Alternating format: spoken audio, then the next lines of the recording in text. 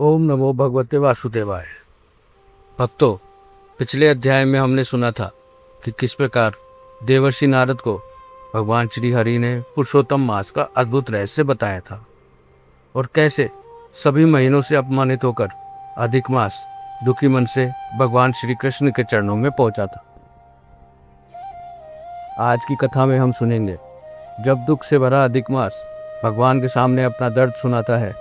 लेकिन कथा शुरू होने से पहले अगर आप भी भगवान विष्णु और खाटू श्याम बाबा पर विश्वास रखते हैं तो वीडियो को लाइक करके कमेंट में जरूर लिखिए जय श्री हरि, जय श्री श्याम। भक्तों, श्री नारायण बोले, हे नारद, अब मैं तुम्हें वह पवित्र संवाद सुनाता हूँ जो पुरुषोत्तम भगवान और दुखी अधिक मास के बीच हुआ था, जिसे सुनने मात्र से मनुष्य के दुख दूर होने लगते हैं। भगवान बोले, हे नारद, अधिक मास ने भगवान पुरुषोत्तम के सामने जो करुणा से भरे वचन कहे, अब उन्हें ध्यान से सुनो। अधिक मास रोते हुए बोला, हे प्रभु, मैं आपकी शरण में आया हूँ। दुनिया मुझे मलमास कहकर अपमानित करती है।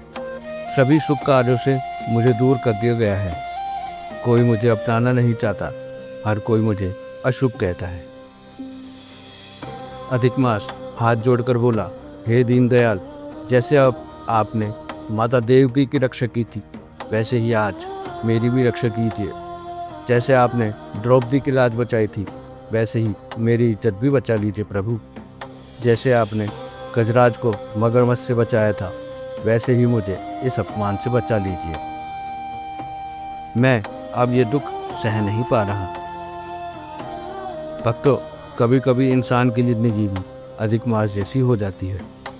जब लोग उसकी अच्छाई नहीं देखते, सिर्फ कमियां देखते हैं। जब हर जगह अपमान मिलता है और कोई साथ नहीं देता। लेकिन याद रखना, जिस पल इंसान टूटकर भगवान को पुकारता है उसी पल से भगवान उसकी मदद शुरू कर देते हैं। और यही बात खाटू श्याम बाबा भी सिखाते हैं। जब भक्त सच्चे दिल से बाबा को पुकारता है ना, तो बाबा किसी न किसी रूप में मदद जरूर करते हैं।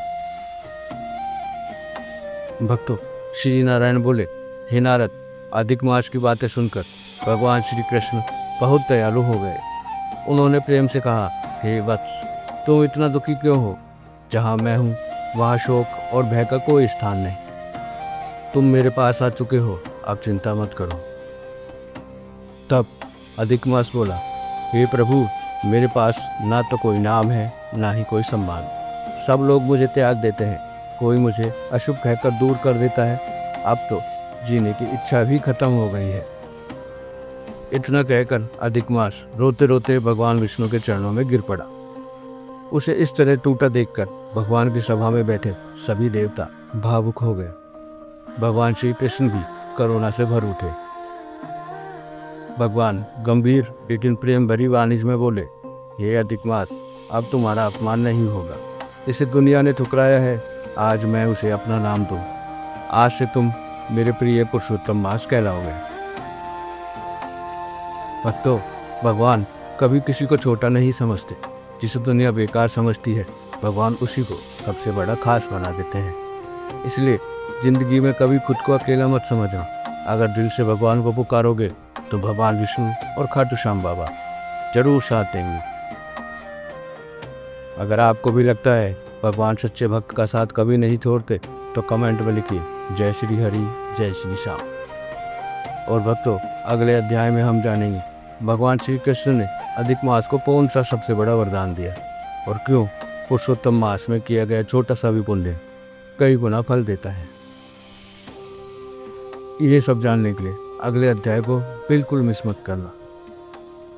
भगवान विष्णु और श्याम बाबा आपकी हर मनोकामना को पूरी करें। जय श्री श्याम।